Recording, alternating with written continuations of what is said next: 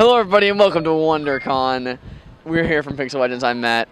I'm Ethan. And here we are getting spot passes, the most important part of a 3DS ownership. So street passes, not spot passes. Spot passes are from Nintendo booth events. Okay. And inside of games you get spot passes. But these are street passes because we're on the streets. Streets of Keep WonderCon. it real. Streets of Anaheim. So Ethan, what did you see at WonderCon that was interesting? Well, they had Capcom booth and they had a Nintendo booth. So Ethan, where are all the Wii U games? All the Wii U games are at WonderCon. There are really? none on my console or Matt's console. Yeah, I own our Wii U. But they're all at WonderCon. They have Pikmin 3. They have the Wonderful 101 or Wonderful 101.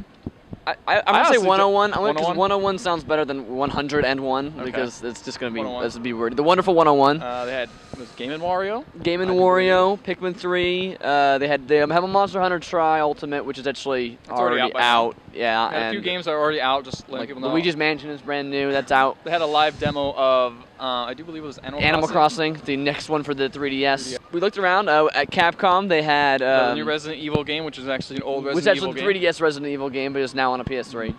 They had Lost Planet 3, which is coming out in June. They had Remember Me, which is also coming out in June, a new IP, which I actually hadn't heard about until now. Had you heard about that? No, I think I heard the name, but I did not know anything about it. Let's talk about that because I actually liked it a lot. Okay.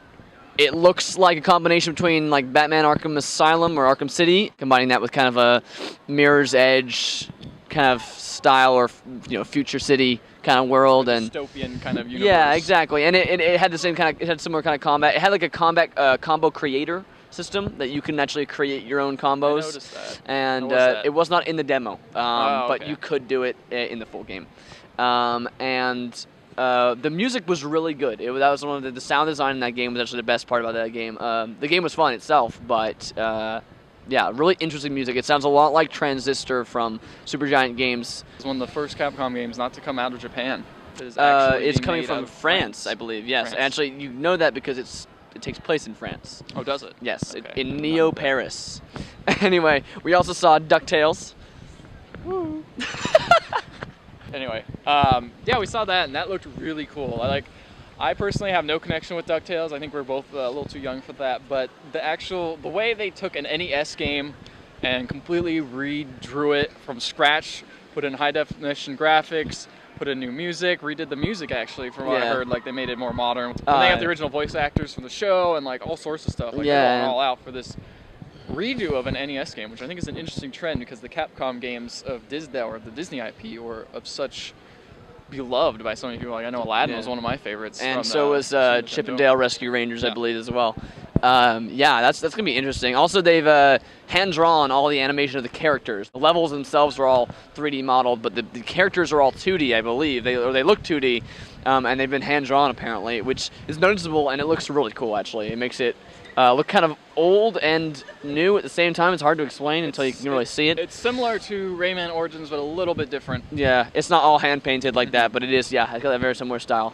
I also played at the Capcom booth since we were there, Lost Planet 3. Which is fine. I played Pikmin 3. Pikmin 3 looks like Pikmin 3. It looks like Pikmin, but nicer looking, which is fine by me. Because it's been 10 years since the last Pikmin, so quite a while. Yeah, yes, back on the GameCube. I'm down more Pikmin. It's pretty cool. It's they didn't have the Wii remote or the Wii controller working. The Wii U one, right? The Wii U controller, so they had the Wii, just the Wii remote. And that was fine. It worked fine. They had some new Pikmin they showed off, but it was, it was a 5-minute demo, so I didn't get to play around much with it.